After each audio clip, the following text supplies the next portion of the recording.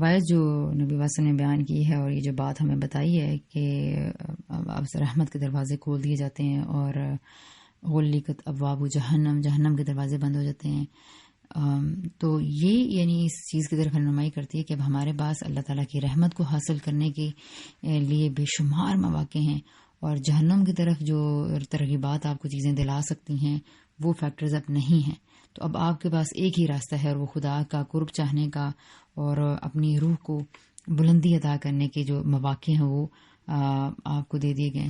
تو اس سے یہی پتہ چلتا ہے کہ ہم نے جد و جہد کرنی ہے، کوشش کرنی ہے، اور جب باہر سے بھی فضا سپورٹیو ہو رہی ہے ہمارے لیے، اللہ تعالیٰ پورا میلان ان کا ہماری طرف ہے، ہمارے اندر ایک ایسی فضا پیدا ہوگی. اور میں آخر میں بڑی زبردست آپ کو یہ بات بتاؤں گی اس کے حوالے سے، بلکہ یہیں پہ کوٹ کر دیتی ہوں کہ انسان کے وجود کے نا دو چیزیں ہیں، مرکب ہے انسان، ایک جسم ہے اس کا اور ایک روح ہے. تو جسم کے لیے انسان پورا سال جو ہے نا وہ کھانا پینا اور اس طرح کے کام کرتا ہے جس سے اس کو طاقت دیتا ہے. لیکن جو انسان کی اسپرٹ ہے اس کے لیے ٹھیک ہے، نماز ہے، روزہ ہے، لیکن جیسے کہ میں نے شروع میں بھی بتایا تھا کہ وہ تقویٰ کی زبردست قسم کی پریکٹس ہونا، وہ ایک ایسے کہ جیسے آپ کو دیکھیں، میں اس کی اگزامپل آپ کو ایسے دیتی ہوں کہ جیسے کوئی ایکسرسائز جو ہے وہ روزانہ ایکسرسائز کر سکتا ہے، کرتا ہوگا صبح شام 5 منٹ 10 منٹ کر لے، جاگنگ کر لے تھوڑی سی. لیکن اگر کوئی جو ہے وہ آرمی کی جو ہے اس میں ٹریننگ کیمپ میں ہی چلا گیا ہے، اکیڈمی میں چلا گیا ہے، تو پھر کیا ہوگا؟ پھر وہ وہاں پر جس طرح سے وہ ایکسرسائزز اور جس طرح سے کمبینیشن آف پریکٹسز اسے کروائی جائیں گی تو اس کی نوعیت بالکل اور ہوئے گی. تو بالکل اسی طرح ہم لوگ الگ الگ روزہ کبھی رکھ لیتے ہیں، کبھی نماز تلاوت کر رہے ہوتے ہیں، نمازیں پڑھ رہے ہوتے ہیں، سارا سال میں ہماری اس طرح کی ہوتی ہے. لیکن وہ جو ایک اکیڈمی میں جا کے، ایک ٹریننگ کیمپ میں جا کے جب ساری چیزوں کو اکٹھا کیا جاتا ہے اور ایک لمبے ٹائم کے لیے کیا جاتا ہے، اس کا امپیکٹ بالکل اور طرح کا ہوتا ہے، وہ کوئی اور طرح کا ہی سما ہمارے لیے پیدا کرتی ہے. تو بالکل رمضان اسی طرح ایک ٹریننگ کیمپ کی طرح سے ہے جو کہ ایک الگ ہی سما ہمارے لیے پیدا کرتا ہے. تو یہ جو فیکٹر جو ہماری اسپرٹ کا ہے، یہ جو ہو رہا ہوتا ہے، اگنور ہو رہا ہوتا ہے. تو اللہ تعالیٰ نے کیا کیا کہ رمضان میں یعنی سارا 11 مہینے ہم اپنے بدن کی سیوا کرتے ہیں، اور روح ہماری جو سے وہ اتنی زیادہ ترقی اور پروان نہیں کر رہی ہوتی، چڑھ رہی ہوتی. تو روزہ رمضان میں آ کے پھر ہماری روح کو بلندی عطا کرنے کے لیے اور ہماری روح کو پروان دینے کے لیے پھر یہ عبادت ہوئی ہے، آتی ہے. تو یہاں سے پھر اسی لیے آپ یہ ذہن میں رکھیں کہ اس کا مطلب یہ میں آپ کو یہ بات بتانا چاہ رہی تھی کہ اپنی روحانی بلندی کے لیے، اپنی اسپرٹ کو مضبوط کرنے کے لیے، اپنی روح کو زندگی دینے کے لیے آپ کو دنیا سے بھی الگ ہونا پڑے گا، اور آپ کو اس روزوں کو رکھنا بھی پڑے گا تاکہ آپ اپنے جسم اور روح دونوں کو توانا کر کے ایک ہیلدی لائف جی سکیں. یہ وہ انسان ہوگا جو کہ بہت سارے نقصانات سے محفوظ رہے گا. تو باہر سے رکاوٹیں ختم ہیں اور اندر سے آپ کے میلان ہے، اندر سے آپ کی تقویٰ کی فضا ایک پھوٹ رہی ہے، آپ کے اندر گاڈ کانشیسنس کا احساس بار بار ہر لمحے پیدا ہو رہا ہے. آپ کچھ کھاتے نہیں ہیں، کچھ پیتے نہیں ہیں، پابندی رکھتے ہیں، جھوٹ سے گریز کر لیتے ہیں، غیبت کرنے لگتے ہیں تو رک جاتے ہیں. اور یہ بیسیکلی یہ لے کر بھی آپ کو یہ اسی طرف جاتا ہے. یہ جو ہماری 2 جبلتوں پر بھوک اور سیکس پہ جو پابندی لگائی جاتی ہے، یہ بیسیکلی آپ کو ڈائریکٹ کرتی ہیں کہ بھئی جائز چیزیں اگر اللہ کی خاطر چھوڑ دی ہیں تو ناجائز کو چھوڑنے میں کیا حرج ہے. یہ ہمیں کنونس کرتی ہیں، یہ ہمیں سوچنے پہ مجبور کرتی ہیں کہ جب میں نے اپنا کھانا اور پینا خدا کی خاطر چھوڑ دیا ہے تو وائی ناٹ بیک بائٹنگ اور دا لائی اور دا سم تھنگ اور جو بھی بیڈ ڈیڈس ہیں، تو ہم اس کو کیوں نہیں چھوڑ سکتے بھائی. تو یہ ہمارے لیے ذریعہ بن جاتا ہے، یہ سوچ ہمیں اس طرف لے کر جاتی ہے کہ جائز چیزوں کو چھوڑ دوں گی تو پھر تو جھوٹ، غیبت، بدگمانی، چغلی اور لوگوں کے حقوق حسب کرنا، ان کو بھی بدرجہ تم چھوڑوں گی بھائی. اچھا، تو یہی وہ جد و جہد ہے، یہی وہ بیسیکلی مجاہدہ ہے جو روزے کے بہترین ثمرات پھر ہمارے سامنے لے کر آتا ہے.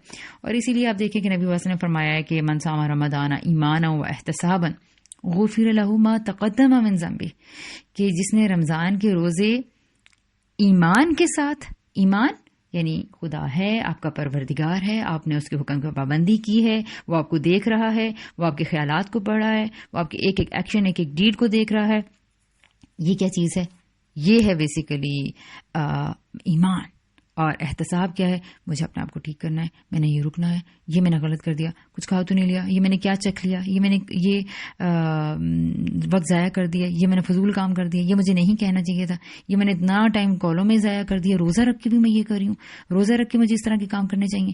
احتساب.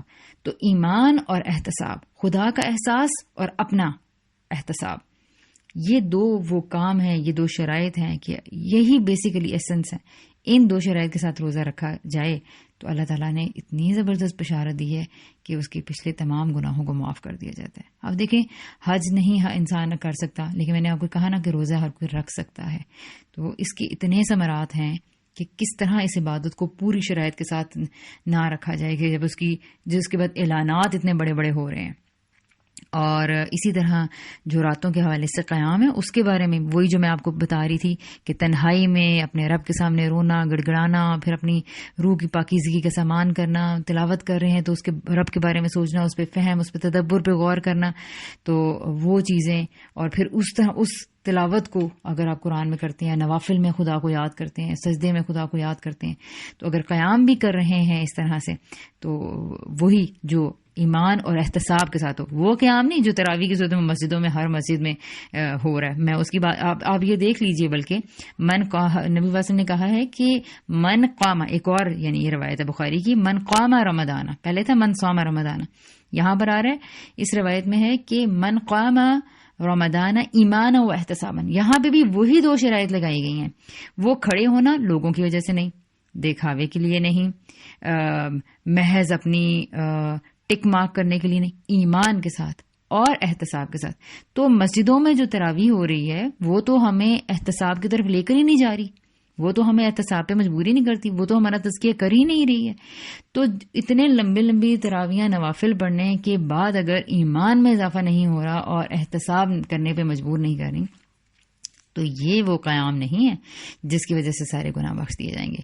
بلکہ اسی لیے، اور دیکھیے ماشاءاللہ کیا پھر اللہ تعالیٰ نے دیکھیے نا کوئی حجت نہیں چھوڑی. من قام رمضان ایمانا و احتسابا غفر له ما تقدم من ذنبی. قیام بھی کرنا ہے تو ایمان اور احتساب کے ساتھ. جو ان دو شرائط کو نکال کے اگر قیام کر رہا ہے تو پھر انہیں سوچنا چاہیے، اور یہ بشارت یقیناً ان لوگوں کے لیے نہیں ہے.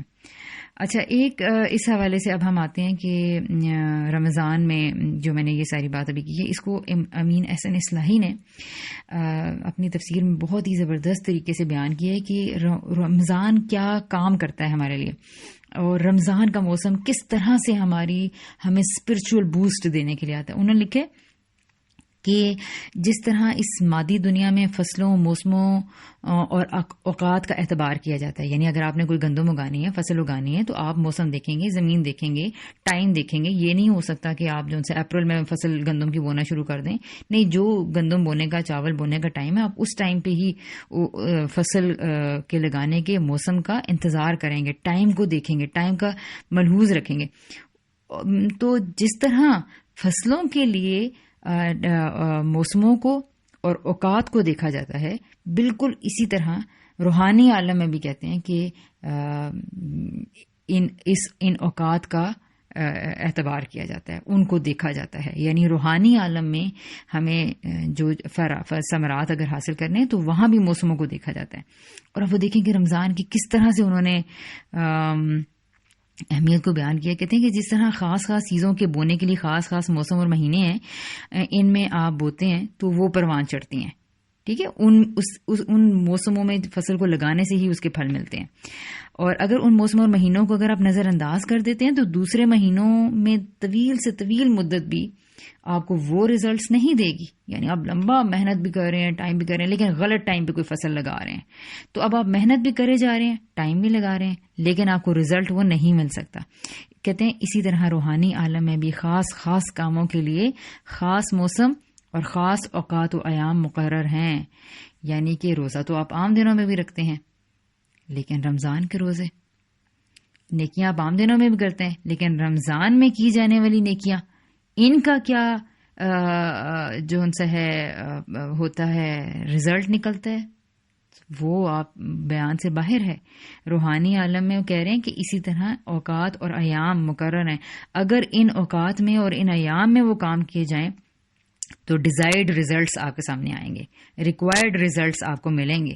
یعنی کہ جو ہم چاہ رہے ہوتے ہیں نا کہ ہم ابھی اب بتایا تھا کہ تقویٰ کیسے ملے گا، تو وہ تقویٰ کیونکہ پوری فضا بنی ہوئی ہے، تو وہ آپ کو وہ جو آپ کے اندر روٹین، آپ کے اندر نیکی کرنے کا میلان، اچھا سوچنے کا میلان، اچھے کام کرنے کا، نیکی کے کاموں میں حصہ لینے کا، سخاوت کرنے کا، دل کھول کے مال خرچ کرنے کا، دوسروں کی ضروریات کا خیال رکھنے کا، یہ جو سارے فوائد ہیں، یہ جو سارے ثمرات ہیں، یہ کس طرح ملتے ہیں؟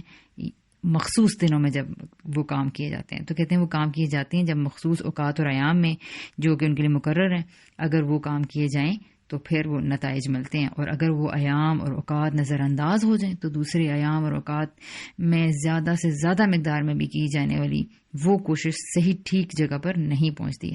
اور پھر ان کو مثال دی کہ ایسے سمجھیے کہ جیسے جمعہ کے لیے ایک خاص دن ہے، ٹھیک ہے، اور روزوں کے لیے خاص مہینے، حج کے لیے خاص مہینے اور خاص ایام ہے، وقوف عرفہ کا دن معین ہے.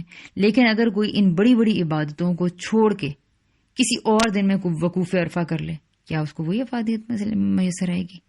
کیا اس کے اندر وہی جذبات پروان چڑھیں گے جو سب کے ساتھ وقوف عرفہ 9 ذی الحجہ کے دن، عرفہ کے دن سے میسر آتے ہیں؟ ایسا تو نہیں ہوتا. اسی طرح جمعے کی نماز کوئی اور جمعرات کو پڑھنا شروع کر دے، کیا خیال ہے آپ کا؟ اس کی وہی اس کو روحانیت نصیب ہوگی؟ تو جمعے کے دن کا ایک خاص ماحول ہوتا ہے جو کہ آپ کے اندر وہ اسپرٹ پیدا کر دیتا ہے. تو کہہ رہے ہیں کہ ان تمام بڑی بڑی، اور اسی طرح آپ باقی دنوں میں دیکھیں روزے رکھتے ہیں، لیکن کیا آپ کو لگتا ہے کہ وہی سما ہوتا ہے جو رمضان میں ہوتا ہے؟ تو نہیں، ایسا نہیں ہوتا. تو ان تمام ایام اوقات کے ساتھ اللہ تعالیٰ نے بڑی بڑی جو عبادتیں مقرر کر رکھی ہیں اور جن کے اجر و ثواب کی کوئی حد نہیں ہے، ان کی ساری برکتیں تبھی اپنی اصلی صورت میں ظاہر ہوتی ہیں جب ان کو ٹھیک ٹھیک ان ایام اور ان اوقات کی پابندی کے ساتھ ان کو عمل میں لایا جائے، ورنہ ان کی ساری برکتیں جو ان کے اندر ہوتی ہیں وہ فوت ہو جاتی ہیں جب یہ دن گزر جاتے ہیں. اور اب ایک آخری جو ہمارے پورے سلسلے کا حصہ ہے، اور وہ ہے جی کہ روزے کا مقصد کس طرح کن پہلوؤں سے ہمیں سمجھنا ہے. اب ہم لاسٹلی آخری سیشن میں ہم اس کو دیکھ لیتے ہیں.